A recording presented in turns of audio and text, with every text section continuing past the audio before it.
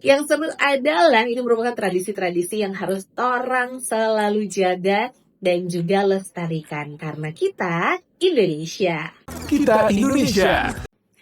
Masih dengan Dewi di Nyur Melambai Pagi. Aduh, nggak terasa setanggal 30 Juli ini 2 hari lagi berganti di bulan yang baru. Dan semua orang sudah pasti akan disibukkan dengan rutinitas merayakan yang namanya 17-an. Ini kira-kira sudah ada yang masuk tim panitia 17-an? Kira-kira akan menyelenggarakan lomba apa-apa ini? Tapi nih ya, Dewi mau kasih informasi. Ini fakta-fakta menarik bahwa sebenarnya dari rangkaian perlombaan 17 Agustus nggak cuma hanya balap karung, makan kerupuk, panjat pinang. Ternyata ada 7 tradisi unik Agustusan di berbagai daerah di Indonesia.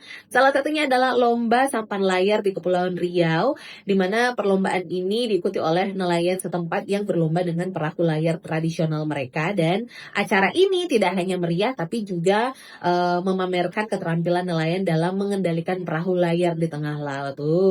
Sudah itu juga ada yang namanya karapan sapi dari Madura, sepak bola api di Yogyakarta. Ini hanya dilakukan oleh orang-orang profesional saja ya, jangan ditiru di rumah karena adegan berbahaya. Ada juga lomba gubuk bantal yang dilakukan di Bali setiap merayakan 17 Agustus atau Pacu Jawi di Sumatera Barat dan lomba makan kerupuk di seluruh Indonesia. Yang seru adalah ini merupakan tradisi-tradisi yang harus orang selalu jaga dan juga lestarikan karena kita Indonesia. Indonesia sesungguhnya Indonesiaisme.